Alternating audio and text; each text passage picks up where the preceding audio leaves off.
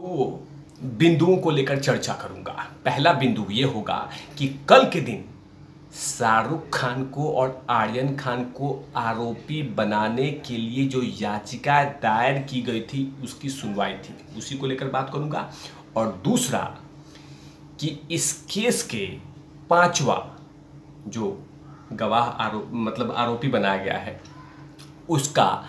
उसके बारे में बात करूंगा कि वो सीबीआई के सामने पेश हुआ है, मतलब कि सैम डिसूजा वो सीबीआई के सामने पेश हुआ है। इसको लेकर बात करूंगा और तमाम चीज़ों को कड़ियों को जोड़ूंगा और चर्चा की पूरा अंत सही तरीके से करूंगा। चिपक कर देखने की आवश्यकता है। वीडियो खूब शेयर कीजिए और समीर वानखेड़े से रिलेटेड उन केस में क्या इम्प्रूवमेंट है, क्या अपडेट है, क्या डेवलपमेंट है, इन तमाम चीज़ों को आपके बीच रखूंगा।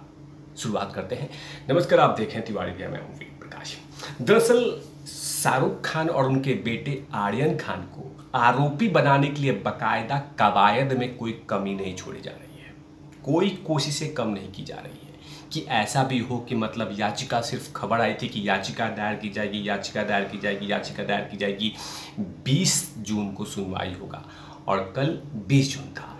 लेकिन जो खबर आ रही कि फिलहाल अभी कोई भी सुनवाई पे कोई बड़ा रिपोर्ट नहीं आया है, लेकिन ये बात हो चुकी है कि समीर वानखेड़े के मामले में आर्यन खान को, शाहरुख खान को आरोपी बनाने के लिए बाकायदा बॉम्बे हाई कोर्ट में याचिका दायर कर दी गई है। मतलब एकदम ठान लिया गया है कि इस केस में पीछे नहीं मुड़ना है, क्योंकि जाहिर सी बात है केस बनता है कि आपने रिश्वत दी कैसे, क्योंकि समीर वानखेड़े के ऊपर में एक रिश्वत लेने का आरोप है, तो आपने रिश्वत दी कैसे। और यही केस को ले, यही बातों को लेकर याचिकाकर्ता ने पूरी तरह से फाइलें मजबूत कर ली है और ठान लिया है कि दोनों में से, मतलब बाप और बेटे को किसी न किसी तरीके से आरोपी बनाओ। कि आखिरकार आपने ऑफर कैसे किया एक सरकारी ऑफिसर को। अगर ऑफर नहीं किया, चलो मान लो ऑफर नहीं किया, तो आपने दिया क्यों।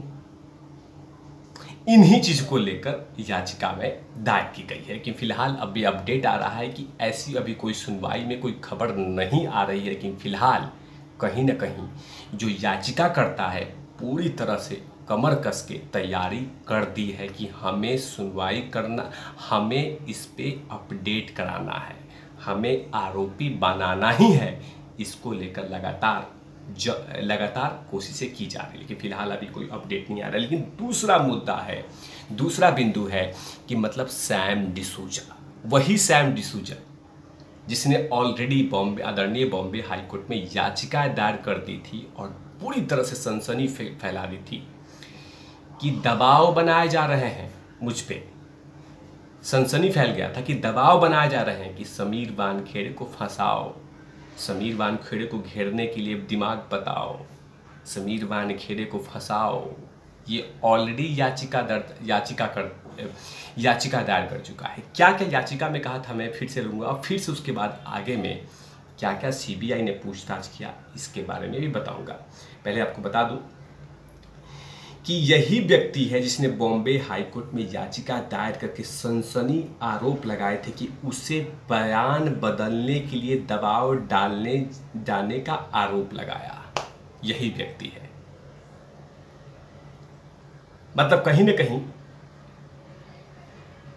और साथ ही दावा किया कि शाहरुख खान के दिल्ली में जांच टीम के दफ्तर जाने के बाद उस पर समीर वानखेड़े को फंसाने का दबाव डाला जा रहा है। सोचिए कि कितनी बड़ी बात सैम डिसूजा ने कहा था, कि सैम डिसूजा ने कहा था कि समीर वानखेड़े को फंसाओ, और समीर वानखेड़े को फंसाने के लिए लगातार सैम डिसूजा पर दबाव बनाए जा रहे थे। अब उसी व्यक्ति ने अब सीबीआई के सामने पेश हुआ है, तो जाहिर सी बात है कि जो व्यक्ति आदरणीय बॉम्बे हाई कोर्ट में याचिका दायर कर सकता है, कह सकता है कि मुझे फंसाने के लिए दबाव बनाए जा रही है, समीर वानखेड़े को फंसाने के लिए अब मुझे ऊपर से कॉल आ रहे हैं, मुझे दबाव बनाए जा रहे हैं, मुझे कहा जा रहा है कि इसे फंसाने के लिए तुम मेरा साथ दो, वही व्यक्ति अब सीबीआई के सामने पेश हुआ है। और जाहिर सी बात है, जब वो सीबीआई के सामने पेश हुआ होगा तो बहुत सारे राज उगले होंगे। मतलब वैसे भी सीबीआई के सामने जब पेश हुआ होगा, अपने वकील के साथ पेश हुआ है, तो कहीं ना कहीं वो तमाम बातें कही होगी जो याचिका में दायर किया है, क्योंकि बयान बदल नहीं सकता, क्योंकि आदरणीय बॉम्बे हाई कोर्ट में ऑलरेडी उसने पूरी स्टेटमेंट दे दी है। अब वही स्टेटमेंट वो सीबीआई के सामने रखेगा सैम डिसूजा, क्योंकि जो बातें आदरणीय कोर्ट में कहा है कि कौन कौन मुझे दबाव बना रहे हैं, कौन कौन फंसा रहे हैं, कौन कौन कह रहे हैं कि समीर वानखेड़े को पैरों में जंजीरें डालनी है, उसको बेड़ियाँ डालनी है, तो तुम मेरा साथ दो। वही सेम टू सेम बातें सीबीआई को कहा होगा। यही सैम डिसूजा का बयान सीबीआई में कहीं ना कहीं समीर वानखेड़े के लिए बड़ी राहत की बात होगी, क्योंकि बयान नहीं बदल सकता सैम डिसूजा, क्योंकि बॉम्बे हाई कोर्ट में ऑलरेडी स्टेटमेंट दे दी है। याचिका यही दायर किया है, कोई और दायर नहीं किया है। सनसनी फैला दी थी जब इस व्यक्ति ने बॉम्बे हाई कोर्ट में याचिका दायर की थी। तो कहीं ना कहीं समीर वानखेड़े के लिए बड़ी एक राहत और एक बड़ा इम्पॉर्टेंट हेल्प, बहुत बड़ा राहत मिल जाएगा, क्योंकि जाहिर सी बात है समीर वानखेड़े के मामले में सैम डिसूजा से सीबीआई ने बहुत सारे सवाल पूछे होंगे, और उसमें सवाल में यही होगा कि क्या सचमुच समीर वानखेड़े ने कुछ मांग की था? सचमुच क्या समीर वानखेड़े ने पैसे की उगाही के लिए प्लान बनाया था? क्या सचमुच समीर वानखेड़े ने इतने करोड़ की उगाही की थी, मांगे थी, कि जो बाद में रकम सबसे कम पे आगे गिरी थी? क्या इतने पैसे ले लिए गए थे? इस तमाम चीज़ों के बारे में सीबीआई ने पूछताछ की होगी सैम डिसूजा से। हालांकि कोई गिरफ्तारी की बात अभी नहीं आई है, क्योंकि सैम डिसूजा जो पेश हुए थे सीबीआई के पास, जो सेंट्रल ऑफिस है, वो अपने वकील के साथ पेश हुए थे। और मैं बता दूं, क्योंकि सीबीआई के अधिकारियों का मानना है कि एजेंसी ने डिसूजा को पिछले सप्ताह तीसरा नोटिस दिया था। पूछताछ के लिए सीबीआई के दिल्ली स्थित कार्यालय में पेश होने के लिए कहा गया था। उससे 12 मई को एजेंसी द्वारा दर्ज मामले में सीबीआई ने पूछताछ नहीं की थी। डिसूजा सीबीआई के प्राथमिकी आरोपी संख्या नंबर 5 के रूप में है। मैंने स्टार्टिंग में कहा था कि 5 नंबर आरोपी बनाया गया, क्योंकि तमाम चीज़ों के मामले में केपी गोसावी के साथ साथ सैम डिसूजा है।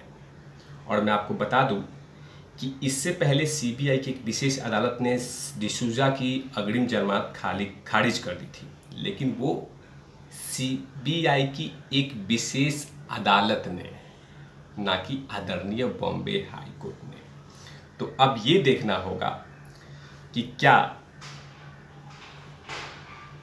सीबीआई इन तमाम चीज़ों को देखती है कि नहीं। ये देखना होगा कि सीबीआई क्या इन तमाम चीज़ों को कड़ियों कैसे जोड़ती है, क्योंकि जाहिर सी बात है समीर वानखेड़े का अलग सबूत है, समीर वानखेड़े का व्हाट्सएप सबूत है, और सैम डिसूजा का बॉम्बे हाई कोर्ट में याचिका दायर करना वो सबसे इम्पॉर्टेंट है, क्योंकि सैम डिसूजा का जो स्टेटमेंट है, दबाव वाली बातें, यही बातें सैम डिसूजा को सीबीआई के सामने कहना होगा।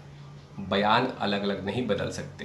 तो कहीं ना कहीं एक बड़ी राहत सुनने को मिलेगी, लेकिन अभी फ़िलहाल और वक्त लगेगा, क्योंकि जाहिर सी बात है कि 22 तारीख तक समीर वानखेड़े को राहत मिली है। और मैंने हमेशा से अपनी वीडियोस में कहा, जैसे समीर वानखेड़े का स्टाइल है बातें करने का, और जिस तरह से वो लगातार समीर वानखेड़े सीबीआई को सपोर्ट कर रहे हैं इन्वेस्टिगेशन में, इससे पता चलता है कि सीबीआई को भी लग रहा है, ऐसे पता चलता है कि समीर वानखेड़े पूरी तरह से कंफर्ट जोन में है, और कहीं पे भी उन पे फंसने का कहीं कोई लिंक भी तक नहीं जुड़ा। लेकिन अब डिपेंड करता है कि आखिरकार सैम डिसूजा ने क्या क्या बातें कही होगी। लेकिन मैंने बता दिया है कि क्या क्या कहा होगा, क्योंकि जाहिर सी बात है आदरणीय बॉम्बे हाई कोर्ट का स्टेटमेंट वो इम्पॉर्टेंट है, कि यही व्यक्ति ने ये कहा था कि मुझे मतलब समीर वानखेड़े को फंसाने के लिए साजिश रची जा रही है, दबाव बनाया जा रहा है। इन तमाम चीज़ों पे तिवारी भैया लगातार नजर रहेगी। तब तक के लिए आप देखते रहिए तिवारी भैया। मैं हूँ वेद प्रकाश,